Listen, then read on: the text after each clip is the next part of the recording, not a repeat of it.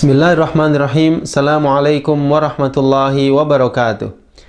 Alhamdulillahi rabbil alamin. Wassalatu wassalamu ala sayyidil anbiya wal mursalin wa ala alihi wa ashabihi ajma'in. Amma ba'd. Para pemirsa kaum muslimin dan muslimah yang dimuliakan Allah, pada kesempatan kali ini kita akan melanjutkan kajian tentang tafsir al-ushrul akhir pada bab syahadat la ilaha illallah. Pada bab ini kita akan mendalami lebih dalam tentang kedudukan dan syarat-syarat dari kalimat yang mulia tersebut, kalimatul tauhid, kalimatul ikhlas, la ilaha illallah. Pernah suatu ketika seorang ulama yaitu Wahab bin Munabbih ditanya, apakah benar bahwa la ilaha illallah itu merupakan kunci surga? Maka beliau menjawab, benar. La ilaha illallah adalah miftahul jannah, adalah kunci surga. Tetapi tidak ada sebuah kunci pun, melainkan padanya terdapat gerigi-gerigi. Ya, ibarat sebuah kunci, maka terdapat padanya gerigi-gerigi yang merupakan syarat-syarat dari la ilaha illallah. Bila kunci tersebut, Anda datang dengan membawa kunci yang terdapat geriginya, maka Anda akan bisa membuka pintu tersebut. Dan bila tidak, pintu surga tidak akan terbuka. Oleh karena itu, pada bab ini kita akan mempelajari apa saja syarat-syarat dari la ilaha illallah.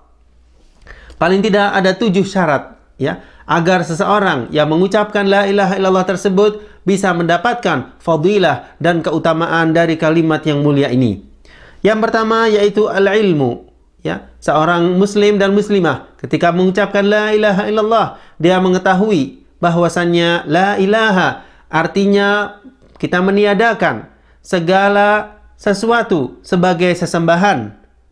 Illallah, kita menetapkan bahwa sesembahan tersebut adalah hanya Allah semata.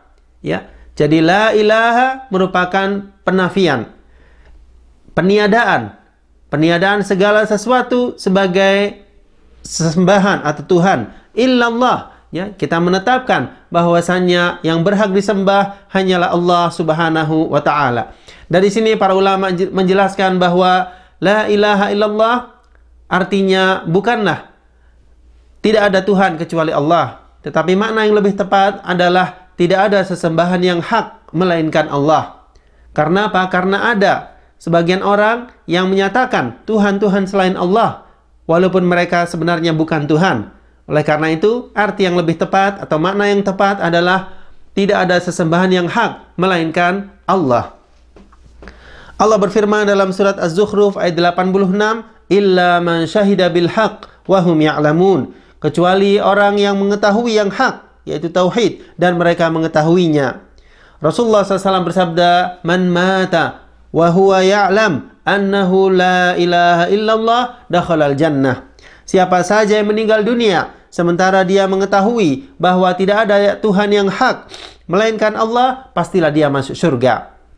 Ini syarat yang pertama. Yang kedua, al-yaqin, ya. Orang yang mengucapkan la ilaha illallah dituntut agar dia mengucapkannya dengan penuh keyakinan, ya. Karena kalimat ini, kalimat la ilaha illallah tidak menerima sedikit pun unsur keraguan, ya, unsur kebimbangan di dalam hati seseorang. Allah berfirman tentang orang-orang yang beriman, "Innamal mu'minuna alladzina amanu billahi wa rasulih thumma lam yartabu." Ya, sesungguhnya orang-orang yang beriman hanyalah orang-orang yang beriman kepada Allah dan Rasulnya. Thumma lam yartabu, kemudian mereka tidak ragu-ragu. Wajahadu bi amwalihim wa anfusihim fi sabilillah ulaika humus shadiqun. Mereka itulah orang-orang yang benar. Kemudian tidak cukup sekedar hanya mengucapkannya saja, akan tetapi harus dengan keyakinan hati, ya. Nabi SAW bersabda, "Ashhadu alla ilaha illallah wa anni rasulullah." Aku bersaksi bahwa tidak ada Tuhan, ya, yang hak selain Allah, dan aku adalah utusannya. Tidak seorang hamba pun bertemu dengan Allah dengan membawa 2 kalimat syahadat ini tanpa ada keraguan di dalamnya, kecuali dia akan masuk surga. Hadis riwayat Imam Muslim.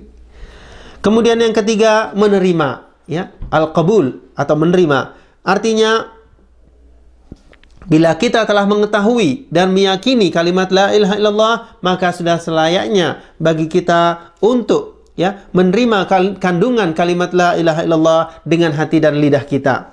Ya. Allah berfirman tentang orang-orang yang menolak panggilan tauhid dan tidak menerimanya, innahum kanu idza qila lahum la ilaha illallah yastakbirun. Sesungguhnya mereka dahulu apabila dikatakan kepada mereka la ilaha illallah, tidak ada Tuhan yang berhak disembah melainkan Allah, mereka menyombongkan dirinya.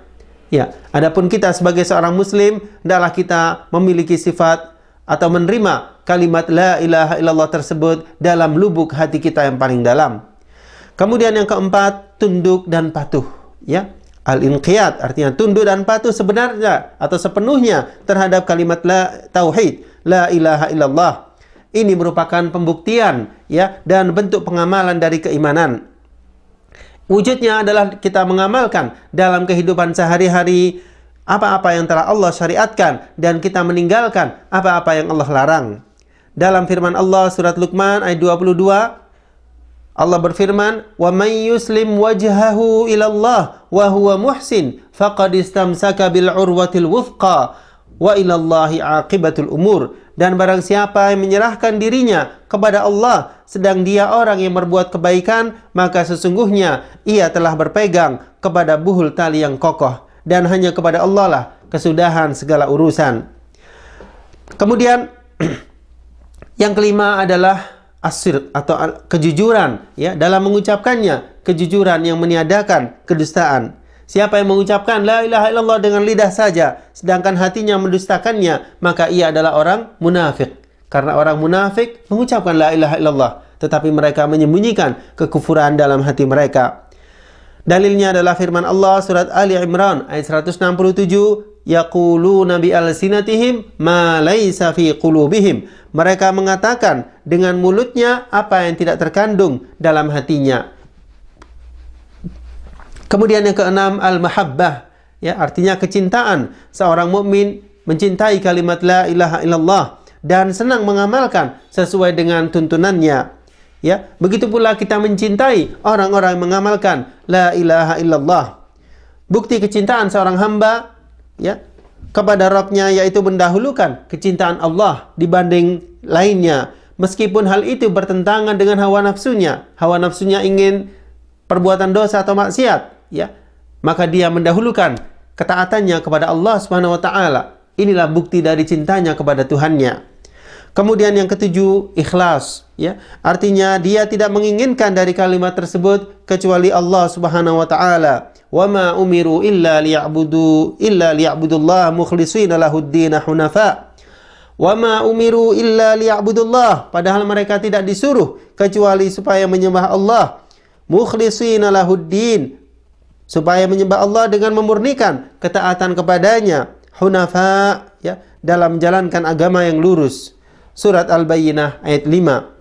Rasulullah SAW bersabda, "Fa innallaha qad harrama 'alan nar man qala la ilaha illallah yabtaghi bidzalika wajhallah." Maka sesungguhnya Allah telah mengharamkan api neraka bagi orang yang mengucapkan la ilaha illallah karena mengharapkan dengan itu Allah semata.